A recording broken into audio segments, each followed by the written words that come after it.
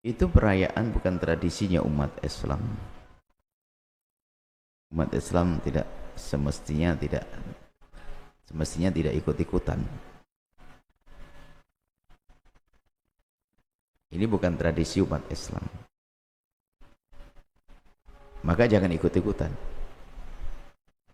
Nah, kemudian jika ada kaum muslimin ikut-ikutan, dia salah. Kalau itu muslim saudara kita, ya semoga Allah memberikan hidayah dan mengampuni, tahun depan gak ikut-ikutan lagi. Kalau dilaksanakan oleh sebuah kelompok atau bahkan negara, ya kita harus adil dong.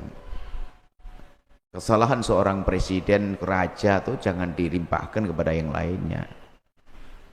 Misalnya kalau kebijakan pemerintah, misalnya di sebuah pemerintahan ada kebijakan yang melanggar syariat, itu jangan dipukul rata dong, berarti semuanya orang ridho, begitu ya, enggak juga ini. Ini hanya masalah kasus kebijakan pemerintah yang salah, belum tentu yang lain setuju, kan gitu ya. Jadi kalau sebuah pemerintahan misalnya merestui satu kejahatan, itu bukan berarti ulamanya di dalamnya juga rela. Ini harus adil memandang itu semacam itu. Yang jelas itu adalah perayaan yang tidak boleh orang Islam ngikut-ikutan dia. Kita punya, kalau pengen adakan kegiatan yang positif, yuk kita adakan dong. Kebiar apa kek gitu. Kebiar untuk menegakkan syariat, kebiar untuk bangkit dakwah, kebiar ini. Tapi jangan ikut-ikutan demikian itu. Ada masalah tanda-tanda hari kiamat, memang tanda-tanda kiamat sughra sudah banyak tampak. Ya, banyak orang durhaka dan sebagainya, banyak orang sudah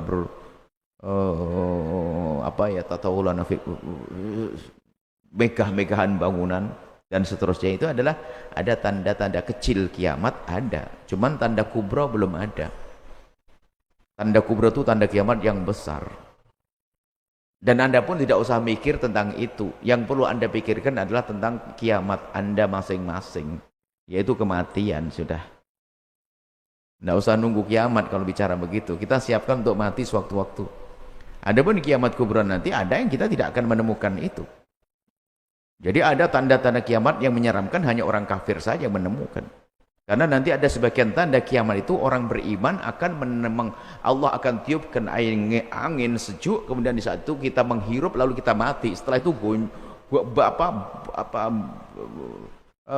hancurnya dunia kita tidak merasakan lagi. Jadi yang perlu kita pikirkan adalah menjaga keimanan kita. Tidak usahlah kita keliling dunia mencari Imam Mahdi, nggak usah. Nah, kalau kita benar iman kita, nanti kalau betul ketemu Imam Mahdi, kita akan jadi pasukannya. Orang sibuk keliling pergi sana, nggak usah. Yang penting kita jaga iman kita. Nah, kalau ada kejadian-kejadian yang semacam itu, misalnya di Saudi sekalipun mengadakan, ya kita katakan perayaan yang salah. Ya, dan kita beragama bukan ikut negara, bukan, kita ikut syariat, ikut Allah dan Rasulnya. Bukan hari ini, toh dari dulu dong. Beragama kita bukan ikut Mesir, ikut Indonesia, ikut Saudi, enggak ada itu. Kita ikut akidah yang benar, ikut akidah.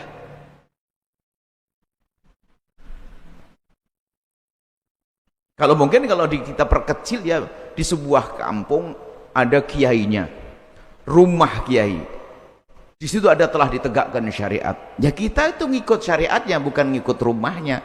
Kalau ternyata kiai meninggal dunia di rumah tersebut ada perubahan, ya kita nggak ikut lagi dong, kita ikut syariat kok. Jadi patokan kita tetap syariat. Jadi itulah intinya, bahwasanya syariat Nabi Muhammad adalah membawa kepada keselamatan dunia akhirat, dan itu harus kita yakini, jadi kita tidak ngikut negara, tidak ngikut bangsa suku daerah, tidak, tapi kita ikut Allah dan Rasulnya. Dan mengikuti Allah dan Rasulnya adalah melalui para ulama-ulama, ya kayak kita ini ngikuti saat ini. Sholat kita kumpul begini. Nah, itu seperti itu ya. Semoga Allah menjaga kita dari ikut-ikutan.